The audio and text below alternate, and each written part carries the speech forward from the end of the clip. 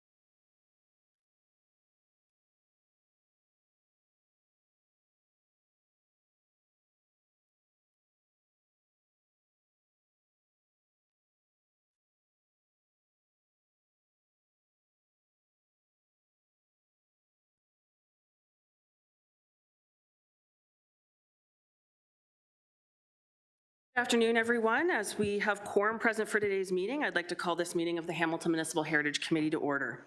Just as a reminder, all electronic devices should be switched to a non-audible function during our committee meetings.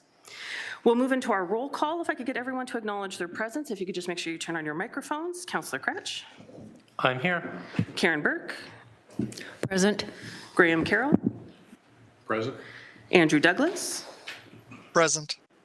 Lynn Ludstead. Present. Andy McLaren. Present.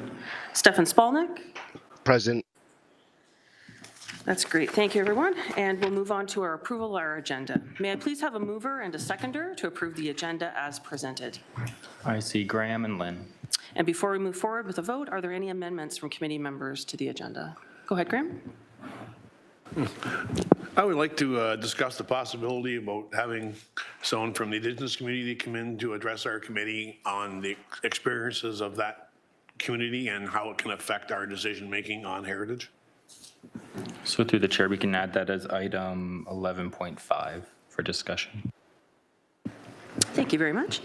As we move to vote, is there anyone opposed to the agenda? Seeing none, that item is carried. Are there any declarations of interest today?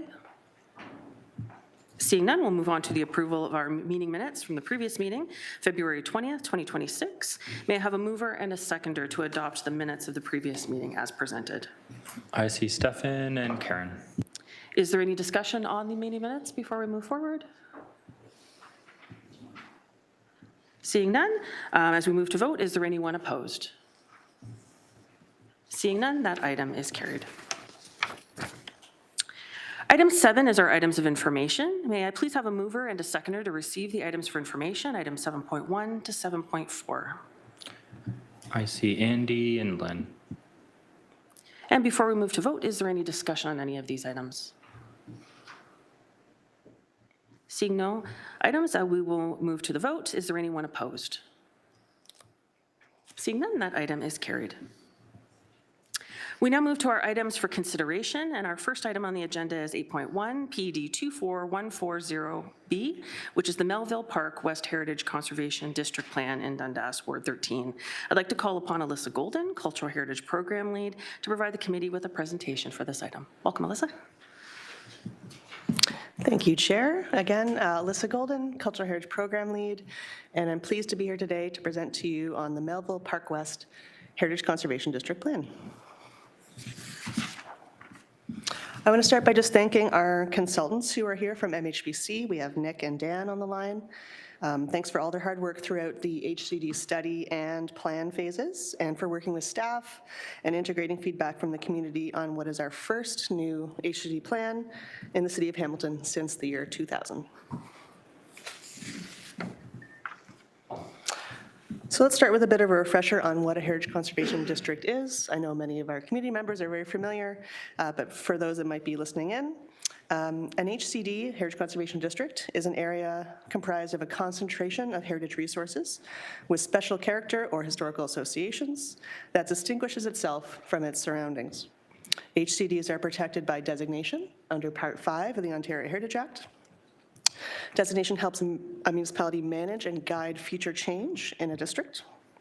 And district plans are adopted for each HCD with policies and guidelines for conservation, protection, and enhancement of the area's special character.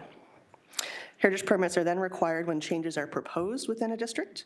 This includes demolition, new construction, exterior alterations visible from the public right-of-way, including landscape alterations. And there are two main phases of work when designating a Heritage Conservation District. Phase 1 of this project was the Heritage Conservation District study. And this work started in earnest in 2023 and wrapped up in the fall of 2024. And the HC study involved assessing the character of the area and determining that it was worthy of being protected as an HCD, identifying an HCD boundary, and setting the objectives for the proposed Heritage District and related plan. And when Council approved the HCD study report in September 2024, they confirmed the recommended boundary for the Melville Park West District, which is shown here. And as a reminder, the HCD study categorized each property of heritage value or interest as either contributing A or B properties, and also identified those properties within the proposed district that did not contribute to the historic character of the area. And a list of all of the properties in the proposed HCD and their contributing status can be found in Appendix A of the plan attached to this report and summarized in the map provided here.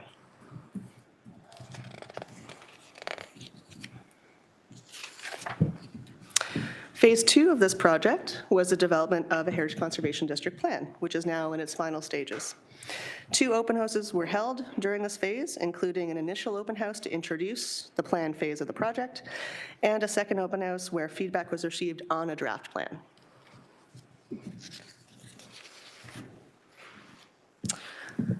The Heritage District Plan itself includes contents that are required under the Ontario Heritage Act, including the plan objectives, statement of heritage significance, and list of heritage attributes, all of which were determined during the study phase of this project.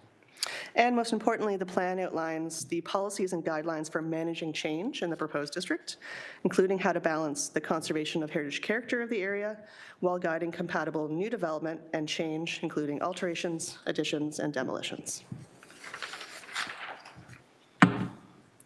Part 2 of the plan outlines these policies and guidelines for managing change in the district. And I'll note that the Ontario Heritage Act also now allows municipalities to identify types of work that are exempt from the heritage permit process. And these are included in Part 3 of the plan and also summarized in a chart included in Appendix D of the plan.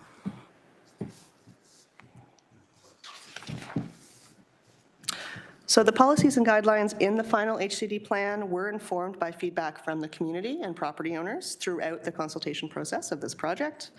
A summary of the consultation conducted throughout this project is attached as Appendix B to this staff report. A summary of the comments and questions that we received on the draft plan and staff's responses to those questions and comments is attached as Appendix C. And finally, we did receive one objection letter that was received on behalf of 4 separate property owners within the proposed district. A copy of that letter is attached as Appendix D, and staff's response to that letter is also included in that summary in Appendix C.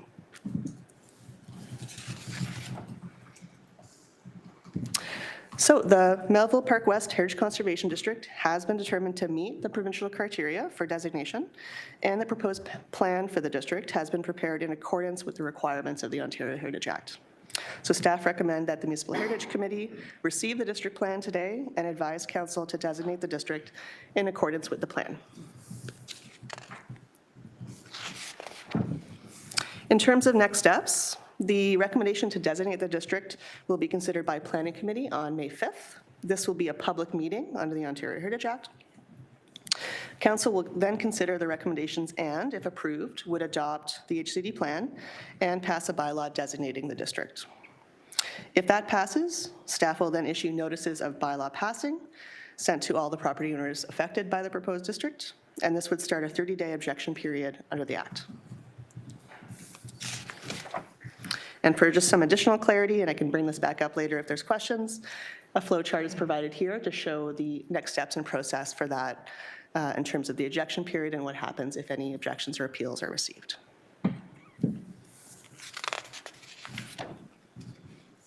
And that concludes my presentation today. Thank you for your time, and I'm happy to answer any questions you might have.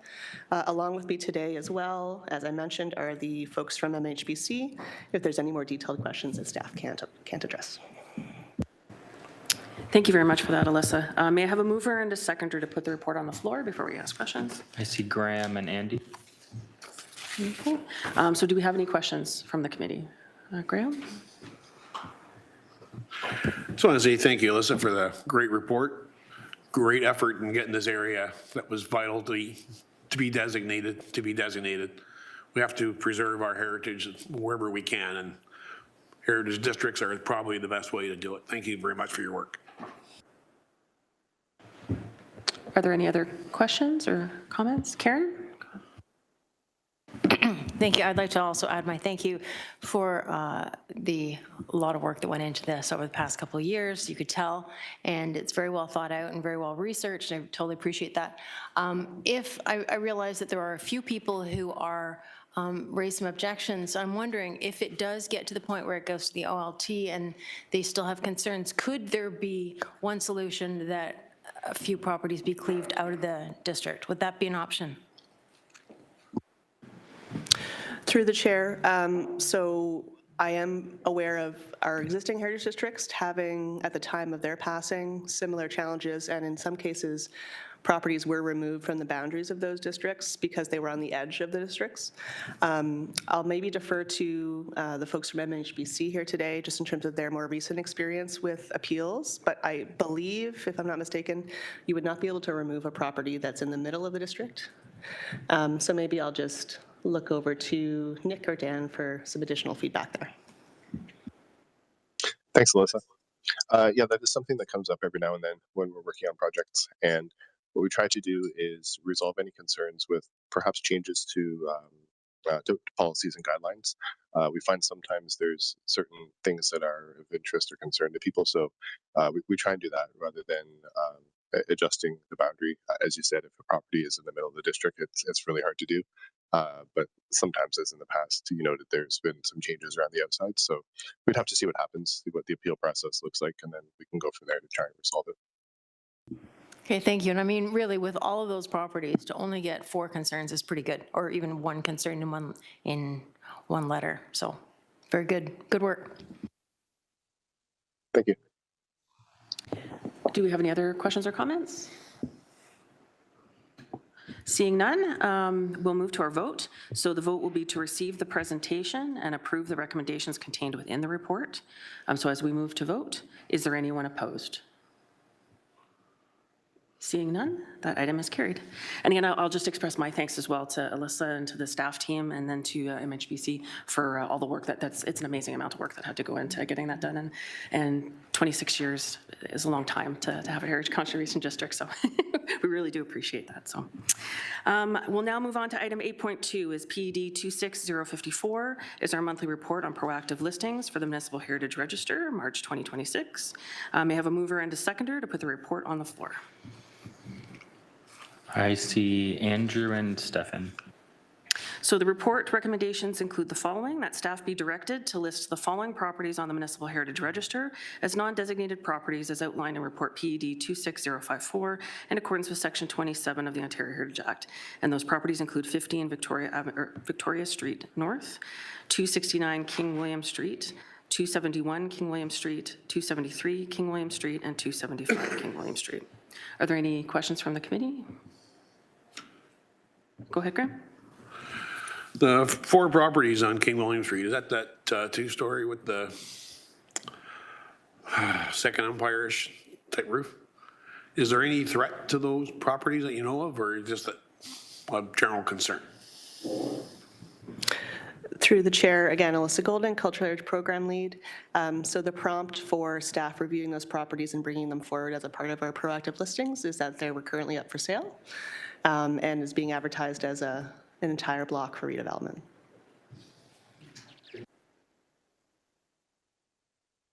Any other questions or clarifications? We'll now move to vote. Is there any, we'll vote to approve the recommendations as contained within the report. Is there anyone opposed? Seeing none, that item is carried. I will now hand the chair over to Graham. Okay. 9.1, the Hamilton Municipal Heritage Committee's Heritage Recognition Awards for 2025-26. So Alyssa, please introduce your motion. So we have our annual Heritage Recognition Awards, and this year we have changed the date just because of a conflict with the Ontario Heritage Conference that will be coming up in June. So this year's event is being moved to September. So our motion is that the Hamilton Municipal Heritage Committee's Heritage Recognition Awards be held on Thursday, September 24th, 2026 at 7 p.m. at Bridgeworks, 200 Caroline Street, Hamilton, Ontario. So we have our list of awards that will be following this in the future meetings, but this is just to get the event on our schedule. Okay. Can I have a seconder? I see Karen. Anyone have any questions or discussions for this event? Seeing none, may I have a A mover and a seconder to receive the report. Sorry, you can just call for the vote. I'll just call for the vote. You have it written here in my script. Is there anyone opposed to this motion? Seeing none, the motion is passed. So now we move on to 9.2, the designation plaquing program. Alyssa, can you please introduce your motion? Some time ago, this item was sent to the Education and Communication Working Group to do a review, and the members have, over a number of months, have gone through and looked at existing plaquing programs, because the plaquing program for the City of Hamilton had been dissolved, and there's no active plaquing heritage property plaquing policy for the City of Hamilton. So the objective was to look at what the existing state is, how do we deal with the backlog, and what potentially could be a policy for the city. We would like to put forward a motion that staff be directed to report back to the Hamilton Municipal Heritage Committee in Q4 2026 with a report outlining recommendations to address the current backlog and future state of plaquing properties designated under Part 4 of the Ontario Heritage Act, including the feasibility of implementing a municipally funded program. Does anyone have any questions on this motion? Okay, seeing none. So, sorry, through the chair, we'll just need a seconder first. Oh, sorry about that. Okay, anyone second to receive this motion? I see Karen. Okay, there we go. So, back to the discussion. Any discussion? Nope. So, is anyone opposed to this motion? Seeing none, that is passed. Excellent job, Graham. All right, we move on to our general information items. 11.1 is our Winter 2026 McMaster Student Practicum Project presentation. I'd like to call upon Scott Dickinson to introduce the team. Through the chair, Scott Dickinson, Cultural Heritage Planning Technician. As most of the members of this committee are aware, and for anyone listening, each year in the spring, the History Department at the University of McMaster has a history practicum course where upper year students can partner with a local heritage organization like a museum, an archive, or the City of Hamilton to undertake a practical project that will teach them about working in the heritage field as a profession and hopefully produce something usable, or at least the sort of thing that that organization uses in their day-to-day work. So happy to introduce our two students this year who will talk more about their particular project, Cody and Zifeng. So we'll just get that PowerPoint loaded up.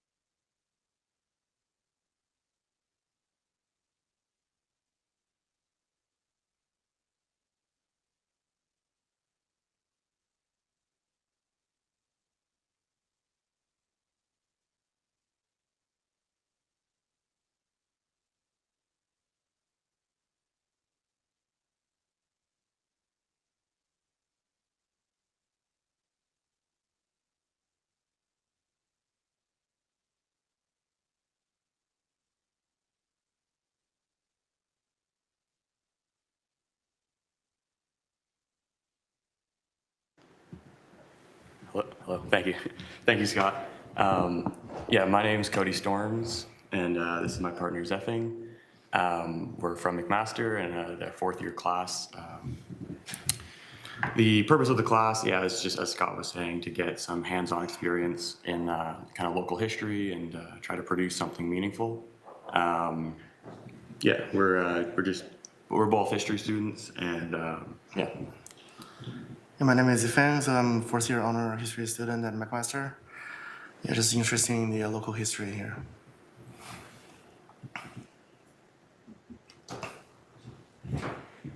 So to start off with, our area is a neighborhood in Corktown, bound by Forest, Houston, Charlton, and John Street. The purpose of this section is to research and investigate the historical context of this area, which we defined as the Rastrick block. The purpose of this report is to serve as a preliminary project to hopefully get further research done and maybe a designation. So there's a lot of information here, but I'm not going to read it all. But obviously, Corktown is one of Hamilton's 4 original neighborhoods with a mostly Irish immigrant population. Our block specifically is notable by a early working but later kind of more middle-class community, definable by the Church of the Accession, Church of the Accession, located at 64 Forest, and the Rastrick House, located at 46 Forest. Our block is defined by mostly Queen Anne and Gothic style, architectural style, Gothic revival, sorry, with 2 to 3 story brick and limestone buildings. They have a historical value just because they kind of represent a surviving residential neighborhood. So on February 5th, 2026, we conducted on-site surveys of the study area by walking around the block and observing each buildings. So we recorded key details such as architectural styles, building height and construction period, and building use. So we also use the City of Hamilton heritage mapping tools to identify the existing heritage status. We found that the block, including 10 properties, most were originally residential buildings, but today many have been converted into office, while 1 remaining is religious buildings. So we then evaluate the conditions of each buildings using 3 categories: preserved, modified, and compromised. So all buildings in our studies were classified as modified, meaning although they have been updated, the original architecture features are still visible. So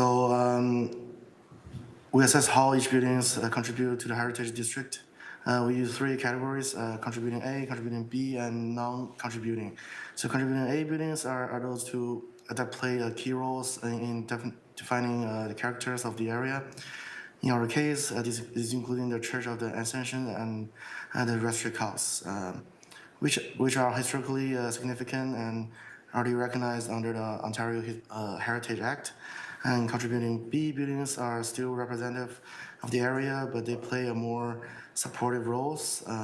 Most of the properties in the block fall into these categories, as they reflect the late 19th century's residential characters, but are less individually significant.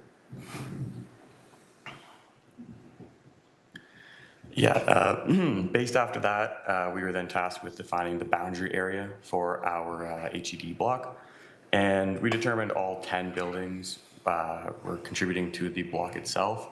So we were able to demonstrate a perfect rectangular block without any exclusions.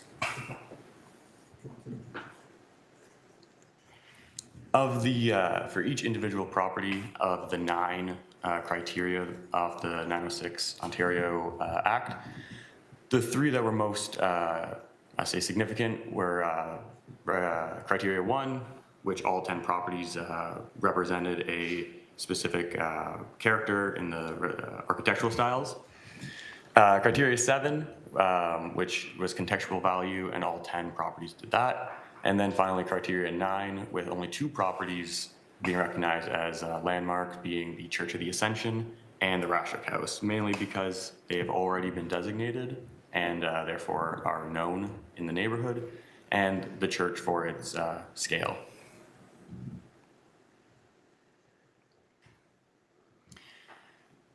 Out of the total 90 potential criteria for all 10 blocks, 62 of the 90 were met, which is significant as it demonstrates that in our study area, majority of the buildings all meet at least or exceed the minimum required to be recognized as heritage buildings.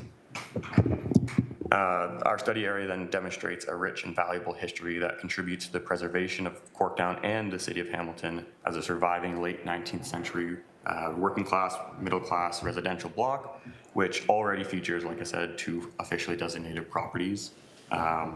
Therefore, we suggest that it has the potential to be considered as a heritage block itself with all 10 properties. And yeah, so that's all we have today.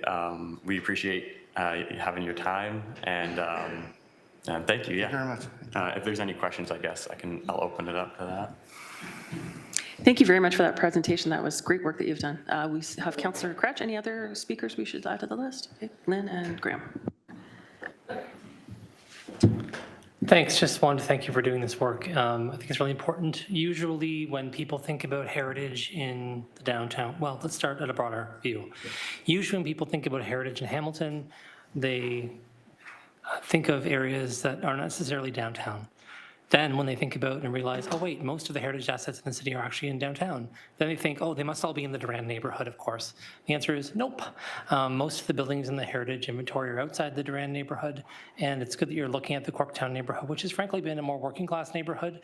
As someone who once lived in a house in Corktown, I can tell you from the inside out that some of the sort of dyed-in-the-cloth Irish bricklaying techniques stood the test of time, even with some of them unconventional. And so I really appreciate you looking at this area and thinking about bringing this forward as a heritage conservation district, because I think the Corktown neighborhood deserves as much recognition as other neighborhoods do in terms of protecting these assets. Also, if you look at the neighborhood's topography and you look at the Durand neighborhood's topography, what you really clearly see is that during urban renewal in the Durand neighborhood, a lot of buildings were torn down to make way for more density, which makes sense. Like, we had people in the city, they had somewhere to live, they needed to have a place, and so we had to build up.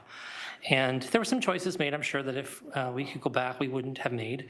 But I think surrounding this entire context is something you didn't talk about, which are apartment buildings, right? So it's a massive area for density. And so focusing on a heritage conservation district, or thinking about it from that perspective and trying to define one here makes sense, because there is this pocket here around the church. The church is also in a bit of a weird state, in case you don't know, where there's multiple different buildings on the church property, some dating back quite a distance in time, and then some being much newer, and there's discussions about what to do with those. So I think it's a worthwhile conversation. So thank you for doing this work. I certainly, as an undergraduate student myself, who also minored in history, I would never have been taking on something like this as part of my studies, and so I just congratulate you on the effort. Yeah, thank you for coming. Thank you very much. Lynn, you're next. Yeah, I just want to congratulate you. This is a lot of work, and I appreciate all the work that went into it. I was just curious if you had a chance, or as one of the 906 items, if you came across any important people associated with any of these. Yeah, there was a couple actually very interesting and probably significant people located on 87 Houston. Yeah, was Adam Brown. He played a significant part in politics around the early 20th century.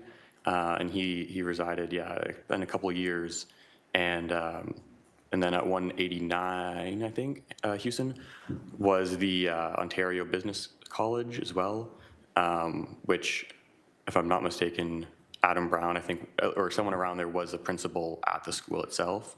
And then you have Frederick Rastrick, who lived at 46 Forest. And he's a very prominent architect in Hamilton, and worked on the first Sunday school edition of the church, which he lived like 2 houses away from. Beyond that, there were some other people, like on Charlton, W.F.J. Gordon, I'm pretty sure. There were some people there, like a Freemason, who for like 50 years served as a Freemason, who operated a business in the block as well. So definitely a lot of interesting, significant people to the block, to Corktown, and then Hamilton just as a city itself. Thank you very much. Go ahead, Graham. I'd like to thank you guys for taking the interest in our city, coming to our university, and looking at an area that you probably have no attachment to. I'm assuming you're out-of-town students. Yeah, actually, funny enough, I go to my therapist's office is on the block, so I've been going there for a couple of years now, even as a out of town student. But I was already slightly familiar with the block, but not anywhere near now. Yeah, so it's great that the youth of today are coming in, looking at a city you have no connection to, understanding the importance of our heritage, and hopefully looking at protecting it through your recommendation in the Heritage District. So thank you very much for putting the time in. We really appreciate your efforts. Thank you very much. Yeah, it's been great. A lot of history, and I don't even know if we necessarily scratched the surface with the little bit of time that we had, but it was definitely a great experience. Karen? Thank you for the presentation and the research you did. Very interesting. I was wondering, just looking at these pictures, were you tempted? I realized that your assignment was that block, but were you tempted to look beyond that and maybe even across the road and see some other things that were of interest? Yeah, we did a little bit of research with the St. Joe's Hospital, located to the north, I want to say it is. But and then on the east side, I want to say, near the James Street, there was a block there. I noticed when I was doing a little bit of extra research that there were a couple buildings there that were being looked at one point as designation sites. I'm not too sure where that went beyond that. So we did a little bit of research with that, but then on the bordering side of forest, a lot of, like you said, apartment buildings and stuff are there. So for the most part, we did look at one preliminary search on the, I want to say, south side of St. Joe's, that I'm not sure if it went all the way like to completion or not, but we looked at that. So there are surrounding areas that have a little bit of extra research due there. But we noticed just the concentration of our block stood out specifically compared to the fragments kind of around it. But there's definitely some more out there. Yeah, no, thank you. That's great. Is there any other question? Go ahead, Andy.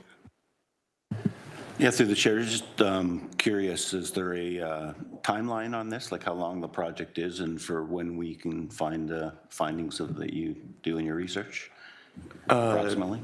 Yeah, we'll both talk about that, but we started about in January, finished about now. So we've handed in our report yesterday and today. Okay.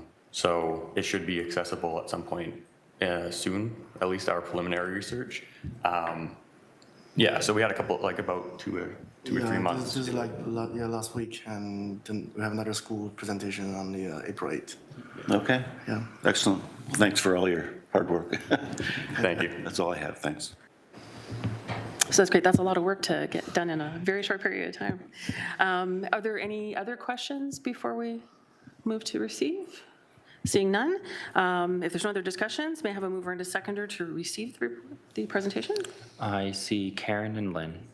And is there anyone opposed? Seeing none, that item is carried. Thank you again for the presentation. It was wonderful. We'll now move on to our item 11.2, which is an update on the Ontario Heritage Conference being held in Hamilton on June 18th to 20th, 2026. So both Graham and myself have been representing the Municipal Heritage Committee on the local organizing committee, and we're very, very happy to announce that the registration is open. Ken, who's been volunteering his time, is relieved as well.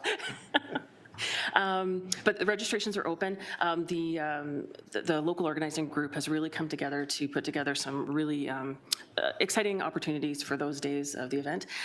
So the early bird, if anyone is looking to purchase tickets, early bird will end on April 30th, but continue sales of the tickets up until the time of the conference. So we're looking at 3 days. The Thursday is the opening event where people are coming into the city.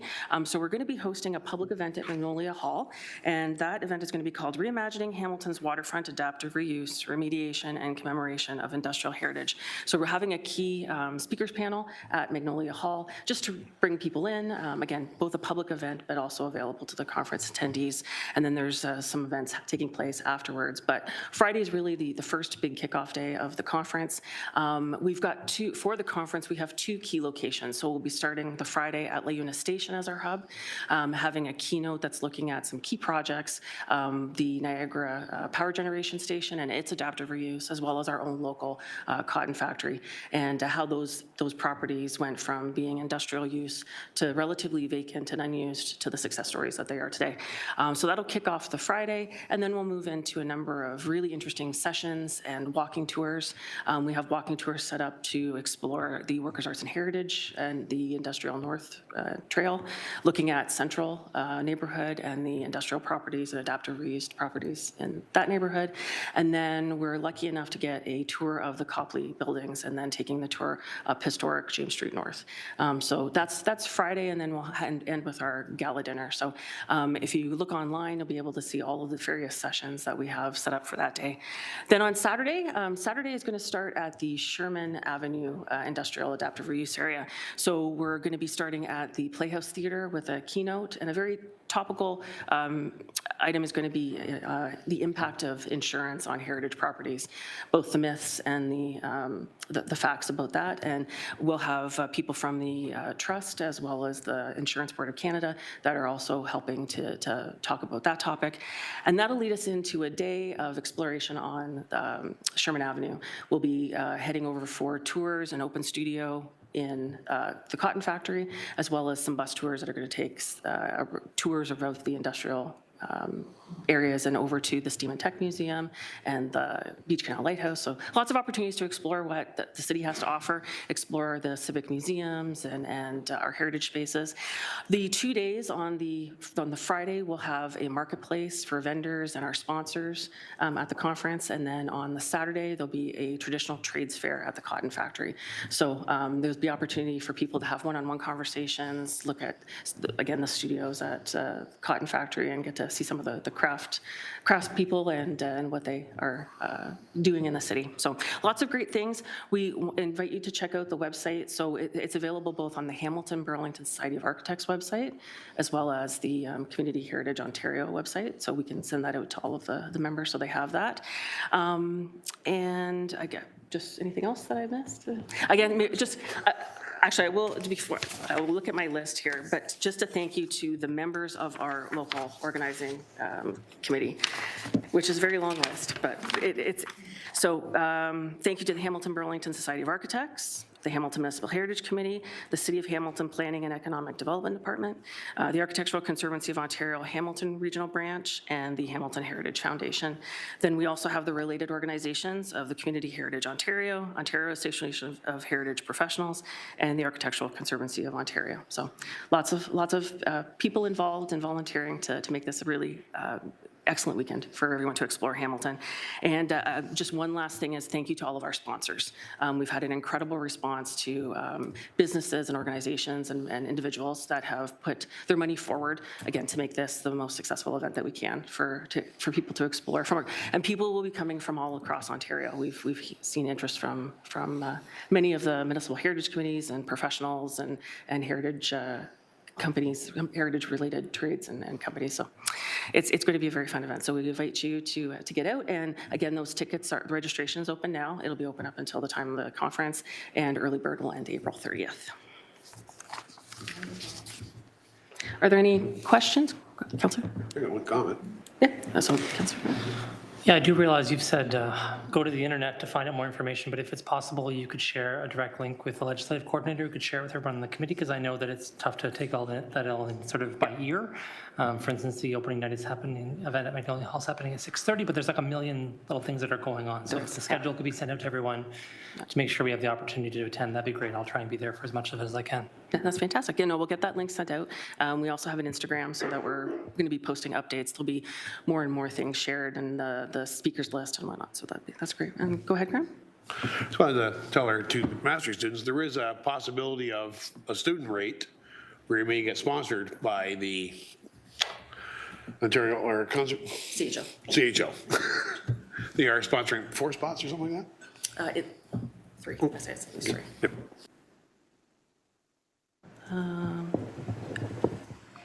Any other questions?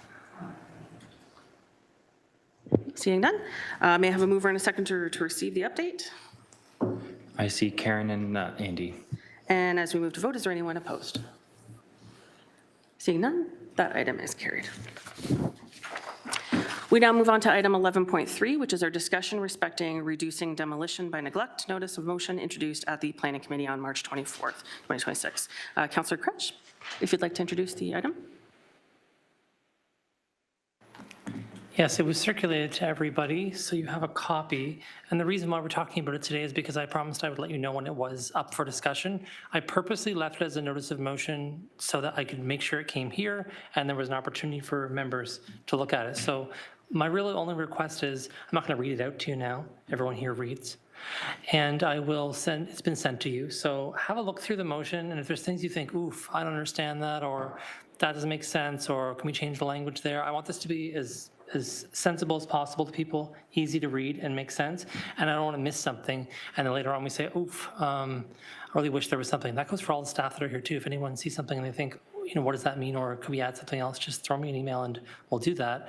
It's going to come back to the Planning Committee in April, and mid-April. I don't remember exactly what date, but mid-April. So that means I've got to have the revisions made to it, and it has to be posted to the agenda the week before. So the beginning of April. So really, next week is the target time for getting comments back. So if you could send any comments you have to me next week or even the week after, that'd be really, really helpful to have so I can make sure that they're incorporated. The goal of this is to just change the way that we're approaching demolition by neglect.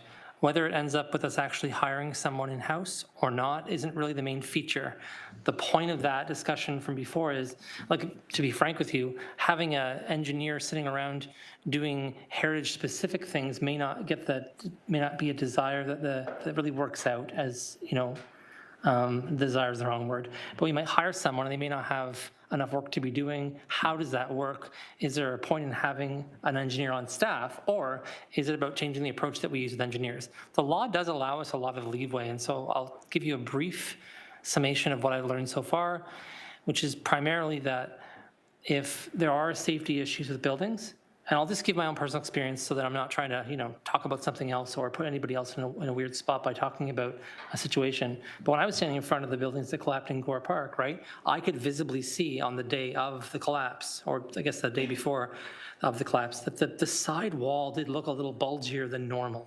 Right?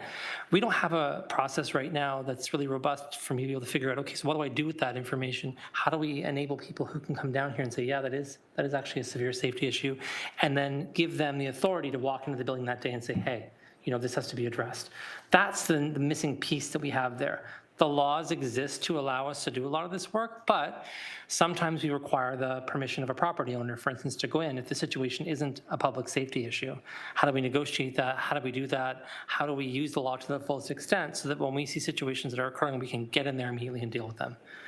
And I'll say to you that the culture of bylaw enforcement has been for a very long time around the word of compliance. And if you hear that word, don't know what it means, it just means that what we've been doing as a culture in bylaw for a very, very long time has been seeking compliance. So I'll give you another example.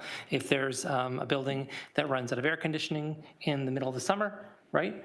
If there's an elevator that's broken in a building and people need to use the elevator, our approach has been seeking compliance. We're working with the property owner or the landlord, whoever it might be, to try and get that thing done. And we tend to be relatively lenient with that kind of culture of compliance. I'm moving to a culture of enforcement and more sort of property standards enforcement and finding people and just getting the work done as soon as humanly possible. So saying, well, why don't we just go in, deal with the issue, get our own people in there to do it if it's urgent. And I'll say, to the city's credit, that has absolutely happened recently. So we've already started doing that based on the reporting the city has done with buildings like the Cannon Knitting Mills. So the Cannon Knitting Mills has a number of public orders against it. This is not a secret I'm sharing with you. This is just public information. They have a number of orders against them. Those orders weren't complied with in a timely fashion. So the city had to go in and take care of the issues themselves by hiring people to do it. I will say to you, one of the conundrums here is that sometimes you're pouring money into an unlimited well. Meaning, let's just say that there's a building out there somewhere and it's not in a good shape, right? Let's just say it's kind of been abandoned. Let's just say the property taxes aren't being paid on the building and it's up for a tax sale. So when we're throwing a bunch of money into something and putting it on the tax roll for that owner to pay, the expectation psychologically for the city is that the owner's going to pay that eventually. If they decided to pay their taxes and the building goes up for a tax sale, right? We're now in this 3-year process waiting to get our money back, and we have to go through that process. So just so you know how that works, it's a pretty exhausting process. And then if somebody comes forward and say, at the last minute, throw some cash down to satisfy their property taxes, the city still out the money it's owed and waits 3 more years for that to come back to them, or so forth and so on. So we're looking at all of that ball of different legislative things and all the knots inside of that. So it's a little more complex, and I think people generally will appreciate and understand, is that the provincial government, I would say in almost every area, have draconian laws about property. I will say that absolutely. They do have draconian laws about property that are based on things that were developed in the 19th century. So we're still struggling through a lot of that, and a lot of the kinds of buildings that are downtown, vacant buildings across the city, are also in a context that's totally different than the 19th century. Right? So the majority of people who live in the neighborhoods where there are the most heritage assets are tenants, right? So nearly 80% of the people who live downtown rent their homes for, if people don't know that, 80% nearly rent their homes. So that shifted from being an entirely property ownership-based system when it was built in the 19th century. So we have never actually, ever, as a city or a province, contended with that issue. We've just kind of been like, well, we'll just throw a bylaw in here or something over here and hope it's all going to work out. So it's not working out, right? Because we don't have that same cohesive approach, a same similar approach. If you have 19 historic Victorian homes in a row on a block, right? The people who are all preoccupied with that activity and living in them as a concern are kind of addressing a lot of these issues on their own, because it's a community response. When you have 1 or 2 that are all scattered and split up all over the place, many property owners turning them over, like the James Street Baptist Church is a great example of that. It's a classic textbook example of that in a profiteering private market development situation where it goes from, in 15 years, from being worth $600,000 to being worth $27 million to being worth $13 million. When you have that going on with tiny parcels of property, right, there's immense pressures on this that the city's never had to contend with before. So we need new tools. And city staff have already put forward some good recommendations. What I'm trying to do here is just be more toothsome as a councillor about it and say, can we do more? And they frankly need that direction from council for us to be able to say, we want to shift the culture, we want to be a little more toothsome about this. So that's the goal. Love your feedback. Thank you. Thank you, Councillor. Do we have any questions or comments right now? Andrew, go ahead. Yeah, I just wanted to thank the councillor very much for taking this forward. It is great to see action finally happening on this, and I can't wait to see what comes of it.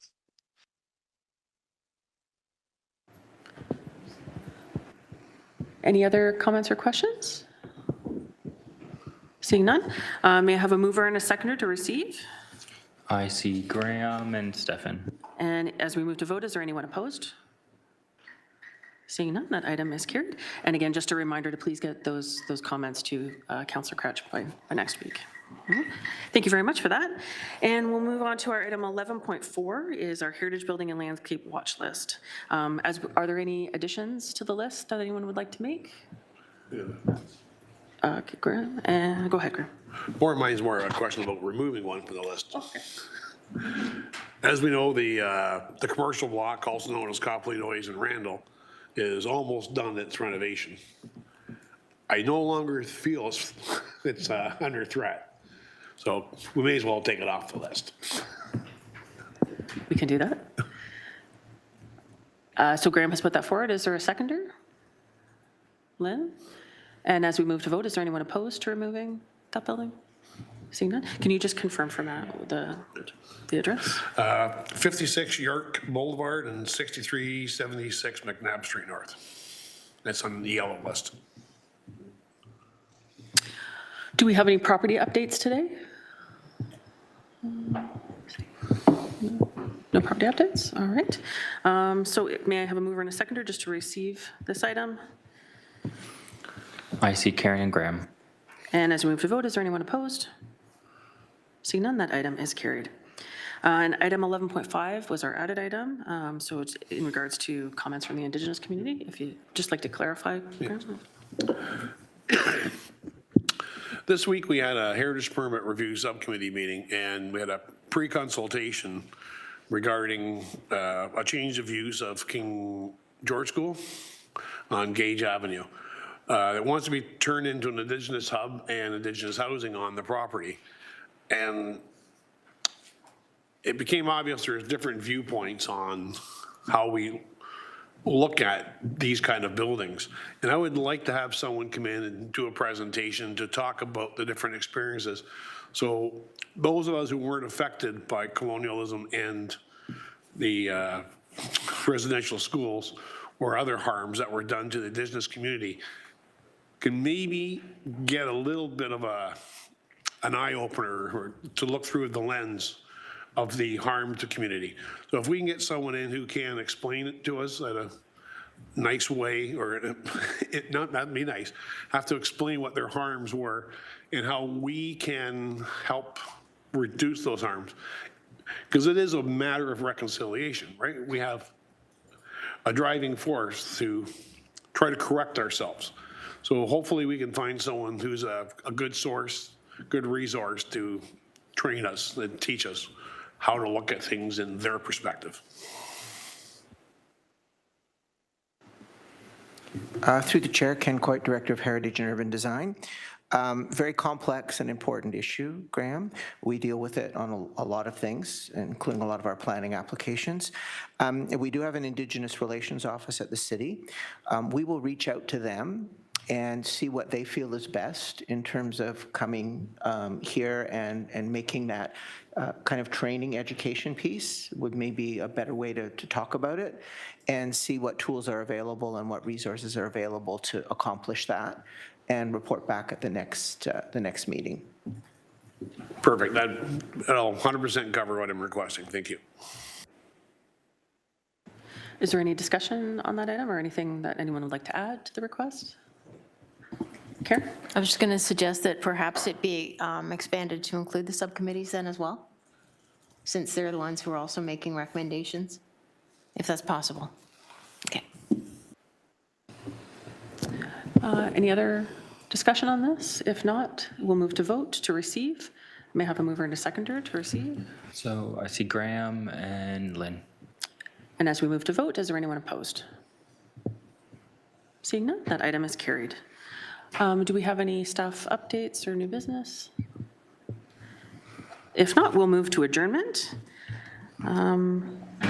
There being no further business, the Hamilton Municipal Heritage Committee is now adjourned at 12:53. The next meeting will be April 17th, 2026 at 12 o'clock. So we will see everyone then. And everyone enjoy the holiday coming up, and happy Easter.